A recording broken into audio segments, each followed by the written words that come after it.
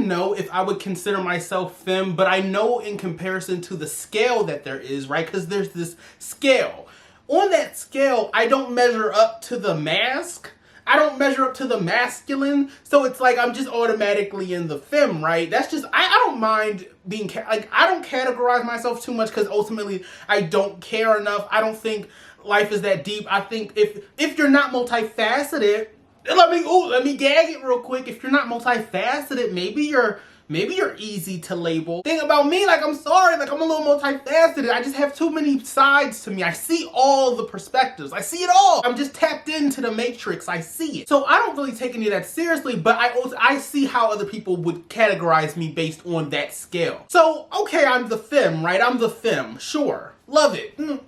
I feel like I'm the only femme that actually likes other femme men. I don't know what that's about. Like, when I was younger, of course, when I was younger, I was one of those people that was like, yeah, I'm a guy, I'm a gay male. Why the hell would I like a feminine man? Why would I like that? The whole goal is to like a man. I feel like us mature bitches, and let me tell you, I'm really immature for a lot of reasons. Stuff I don't feel like explaining unless we booed up.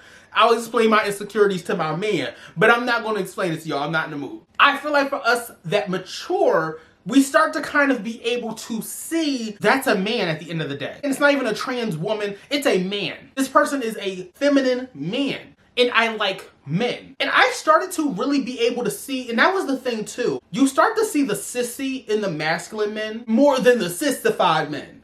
You start to be able to see that y'all are sissies. You masculine men be sissies. All of your masculinity hangs on stupid shit. It hangs on stupid ideologies and stupid behavior to reinforce your little masculinity. And I'm not trying to gag the masculine men. I'm not trying to gag straight men. I'm not trying to gag masculine men. I hate that I'm even talking about this shit because I never wanted to be just boggled down to my gender and me being fat. But look at me. Every video got the word obese in it. And every video, and every second I'm talking about some gay shit. But hey, here we are. A lot of them are very sissified, more than you would think. The ones that I've seen with the strongest mentality, with the most emotional and overall intelligence, are from the feminine gay men, are from women out there. Like the feminine energy, the feminine seem to be the most intelligent. I'm not saying we can't use the intelligence that masculine people have because they have their own, everyone has their value to society, but I'm not seeing the, like, when it comes to wanting to be with someone for a long time or even just physically, you're performing too, like you're performing.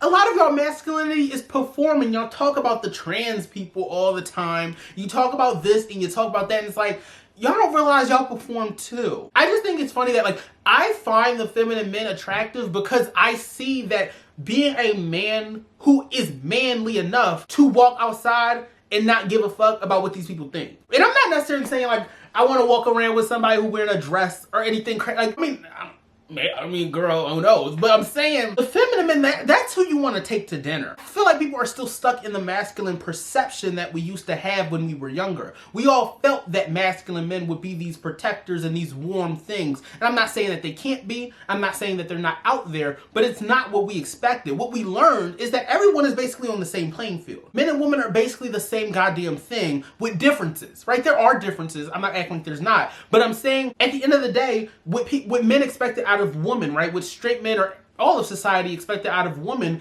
weren't true, because at the end of the day, they have to experience this life too. So they can't be this pristine, perfect woman, this perfect image of a woman when they are experiencing the hardships of this world too. Because ultimately, the earth is heavy. This world is heavy. The existing is heavy.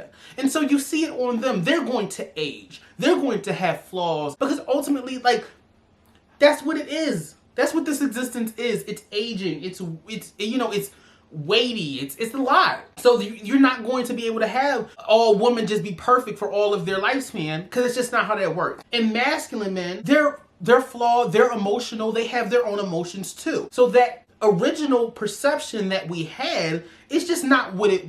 It's just not what it was. Like, a masculine man is just not going to always be enough for me because you're physically strong. That's great.